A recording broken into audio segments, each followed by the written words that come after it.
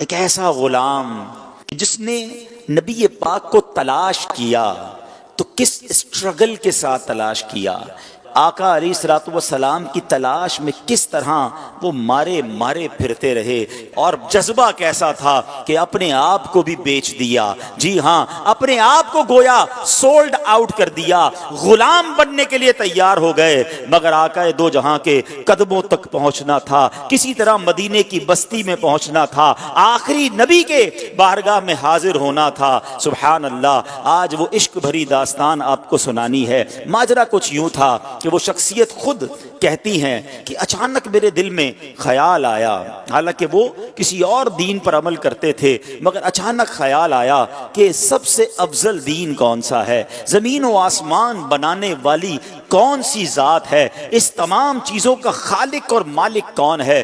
وہ کہتے ہیں کہ میں اس زمانے میں ایک راہب تھے، میں تلاش کر کے ان کے پاس پہنچا اور ان سے کہا کہ ذرا یہ تو بتائیے اس پوری دنیا میں سب سے افضل دین کون سا ہے۔ تو وہ راہب کو کہتے ہیں کہ تجھے یہ اچانک بات کہاں سے سوجھ گئی؟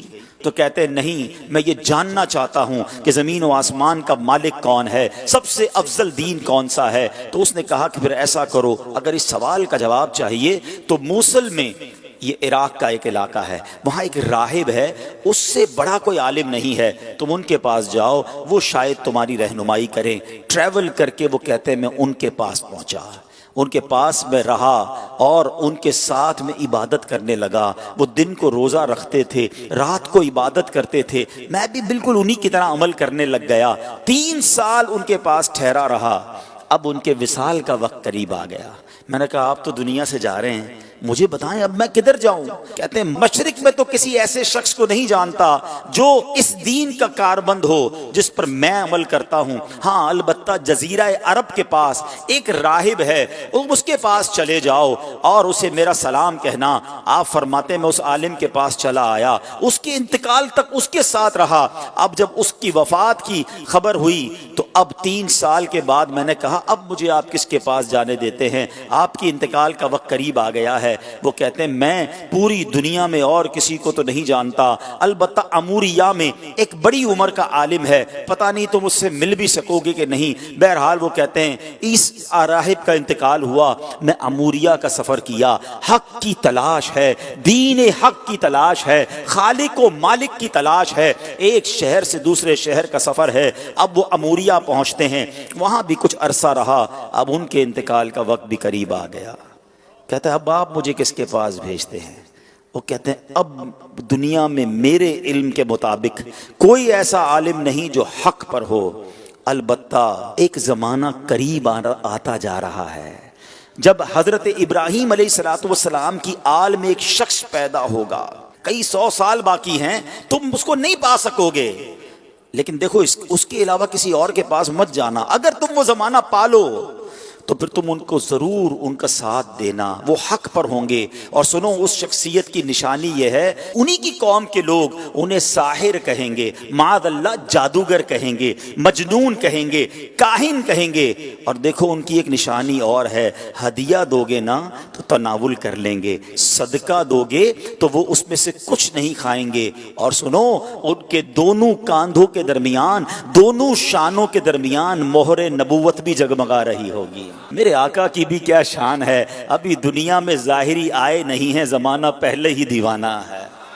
شاعر کہتا ہے نا ایک میں ہی نہیں ان پر قربان زمانہ ہے، جو رب دو عالم کا محبوب یگانہ ہے۔ آقا کا پتہ بتا دیا، مگر کب آئیں گے، کدھر آئیں گے، کہتے کچھ پتہ نہ تھا۔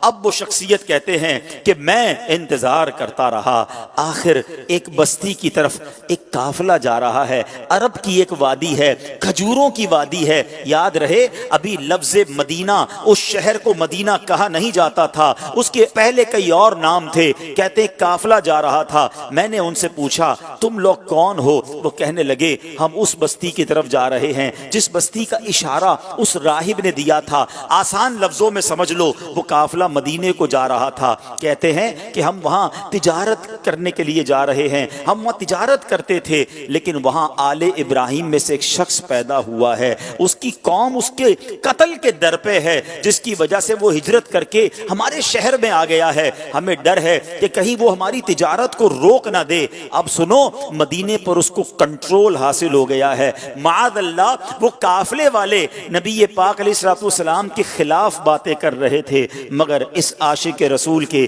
دل کی دھڑکن تیز ہونے لگ گئی۔ ارے یہ تو وہی نشانی ہے، مدینے میں آل ابراہیم سے ایک شخص آ گیا ہے، قوم جو ہے اس کے خلاف ہے۔ کہا اچھا یہ تو بتاؤ، یہ ان کی قوم ان کے بارے میں کیا کہتی ہے؟ وہ تاجر کہتے ہیں ان کی قوم انہیں کاہن کہتی ہے، ساحر کہتی ہے، مجنون کہتی ہے۔ اللہ اکبر! اب یہ دیوانہ سمجھ گیا میری منزل مدینے میں ہے، یہ قافلہ جدھر جا رہا ہے مجھے ادھر ہی پہنچنا ہے۔ کہتے ہیں ان تاجروں کو ایسا کرو مجھے ساتھ لے جاؤ۔ کہتے پیسے ہیں تمہارے پاس؟ کہتے کوئی پیسہ نہیں۔ ارے بغیر پیسے کے سفر کیسے ہوگا؟ کوئی تو عوض دے دو، کوئی تو مال دے دو۔ کہتے میرے پاس کچھ نہیں، مگر عرصہ ہو گیا ہے اس شخصیت کے انتظار میں، زندگی بیت گئی ہے، مجھے کسی طرح مدینے پہنچا دو، مجھے کسی طرح ان کے پاس پہنچا دو۔ کہا اچھا اتنی تڑپ ہے، چلو ہمارے سردار کے پاس۔ قافلے کے سردار کے پاس لایا گیا۔ سردار کہتا ہے پیسے ہیں؟ کہا پیسے نہیں، زیادہ راہ ہے، زیادہ راہ نہیں۔ ارے کچھ تو دینا پڑے گا۔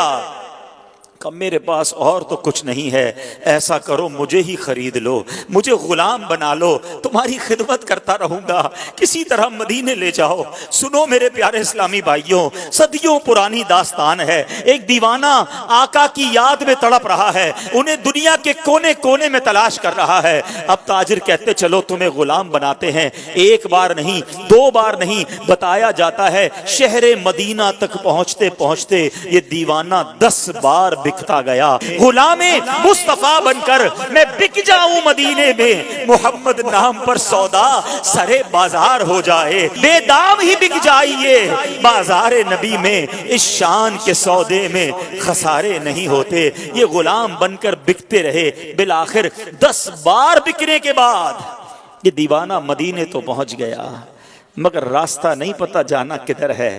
اچھا یہ جو شخصیت ہے نا، ان کی زبان بھی عربی نہیں تھی، کوئی اس پورے شہر میں ان کی زبان جانتا ہی نہیں تھا۔ یہ فارسی بولتے تھے، مدینے میں سارے لوگ عربی بولتے تھے۔ کس سے راستہ پوچھتے، کس سے معلومات لیتے، جانا کدھر ہے، نام پتا نہیں ہے۔ اب غلام تھے، اس نے مدینہ پاک میں کھجوروں کے باغ میں لگا دیا کہ اب تمہارا کام کھجوریں توڑنی ہیں۔ کہتے میں کھجوریں توڑتا تھا، میں محنت مزدوری کرتا تھا، میں نے پیٹھ پر اتنا بوجھ اٹھایا کہ میرا سینہ جو ہے اور پیٹ جو ہے وہ پیٹھ کی طرف چلا گیا۔ بس مزدور بنا ہوا تھا، انتظار تھا نبی آخر الزماں کا، کبھی تو دیدار ہوگا، کبھی تو ان کا جلوہ دیکھوں گا، کبھی تو ان کی غلامی اختیار کروں گا۔ مگر لوگ قریب سے گزرتے تھے، میری زبان ہی کوئی نہیں سمجھتا تھا۔ کہتے ہیں اب ایک دن ایک بوڑھی خاتون آئی، میں نے اس سے بات کی، وہ میری بات سمجھ گئی اور اس نے کہا کہ میں نے اس سے عرض کی کہ ماں جی مجھے بتا دو وہ شخصیت کہاں ہے جو نیا دین لے کر آئے ہیں، جو حضرت ابراہیم کی اولاد میں سے ہیں، جو اللہ وحدہ لا شریک کی طرف بلاتے ہیں، مجھے ان کا پتہ بتا دو۔ اب وہ کہتی ہیں کہ صبح سویرے نماز فجر کے بعد دن کے ابتدائی حصے میں وہ قریب سے گزریں گے۔ اللہ اکبر! اس دیوانے کی رات کیسے بسر ہوئی ہوگی، وہ رات کیسے گزری ہوگی۔ ساری رات دل کی دھڑکن تیز چلتی رہی کہ اب نبی پاک علیہ الصلوۃ والسلام کا دیدار ہوگا۔ شب ہجر کی سختیاں کوئی اس سے جا کر پوچھے، تیری راہ تکتے تکتے جسے صبح ہو گئی ہے۔ ساری رات جلوہ جانا کا تصور ہے، کیسی شخصیت ہوگی، چہرہ کیسا ہوگا، مسکراہٹ کیسی ہوگی، اللہ کے حبیب دکھتے کیسے ہوں گے، میں ان کا غلام بنوں گا، کیا مجھے قبول بھی فرمائیں گے کہ نہیں۔ وہ رات گزر گئی اور جب صبح ہوتی ہے تو پیارے آقا علیہ الصلوۃ والسلام قریب سے گزرتے ہیں، فوراً کھجوروں کا ایک چھوٹا سا حصہ لے کر آقا کی بارگاہ میں جاتے ہیں۔ کہتے ہیں حضور آپ کے لیے تحفہ لایا ہوں۔ ارشاد ہوا بتاؤ کیا یہ صدقہ ہے؟ کہتے ہیں جی حضور صدقہ ہے۔ آقا نے صحابہ سے کہا آپ سب کھا لیں، نبی پاک نے تناول نہیں فرمایا۔ پہلی نشانی کنفرم ہو گئی۔ دوبارہ گیا ایک اور کھجوروں کا تھال لے کر، کہا حضور یہ لایا ہوں۔ کہا صدقہ ہے؟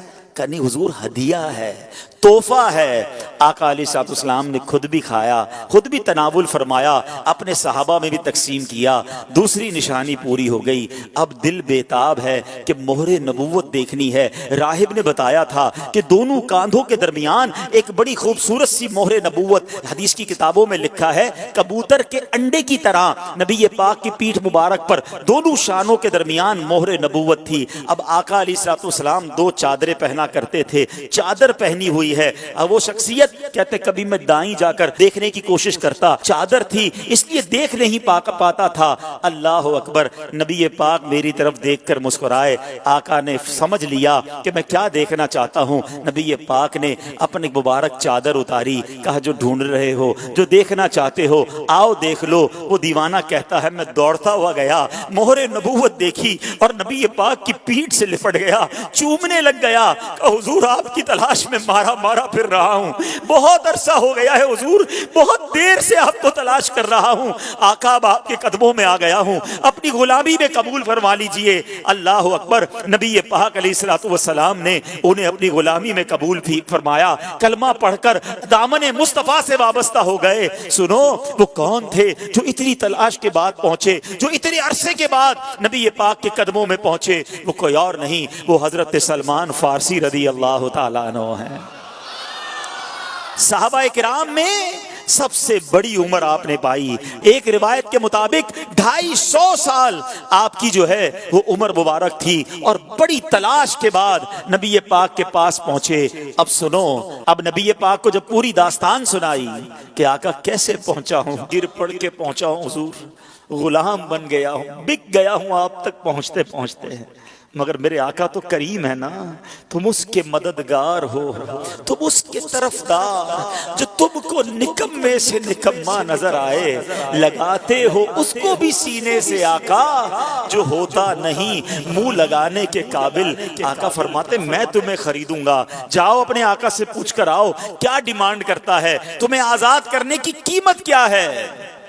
अब वो क्या कहता है, 300 दरख्त खजूरों के लगाए, फलदार दरख्त, और 40 औकिया सोना, ये मिलेगा तो तुम्हें आजाद करूंगा। ये बहुत बड़ी कीमत है। और याद रहे खजूर का दरख्त फौरन लगाते ही फल नहीं देता, बाज औकात 3 साल, बाज औकात 5 साल में फल देता है।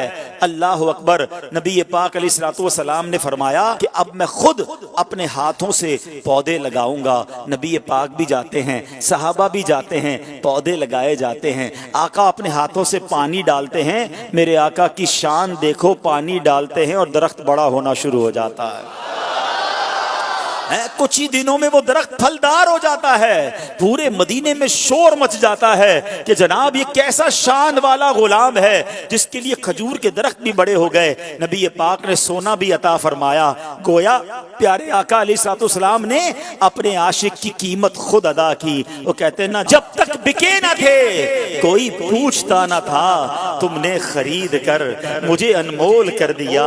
मेरे आका ने ये बाग अपने हाथों से लगाया। अल्हम्दुलिल्लाह 1980-85 तक जो लोग मदीना मुनव्वरा जाते रहे ना, उन्होंने अपनी आंखों से वो बाग देखा कि जिसे सलमान फारसी रदी अल्लाह तआला का बाग कहा जाता था। वो पौधे, वो दरख्त आज भी, आज से 20-25 साल पहले भी मौजूद थे, जो आशिकान रसूल अपनी आंखों से देखते थे। जिस तरह कुर्बानी के साथ हक की तलाश की, रब्बे करीम हमें भी अपने दीन की खातिर कुर्बानियां देने की तौफीक अता फरमाए। जिस इश्क के साथ नबी पाक का दामन थामा, अपना सब कुछ लुटा दिया, अल्लाह हमें भी नबी पाक की गुलामी में कुर्बानी देने की और खर्च करने की तौफीक नसीब फरमाए। इम्तिहान आए तो दुनिया को ठुकरा कर गुलामी मुस्तफ़ा सच्ची अपनाने की तौफीक अता फरमाए।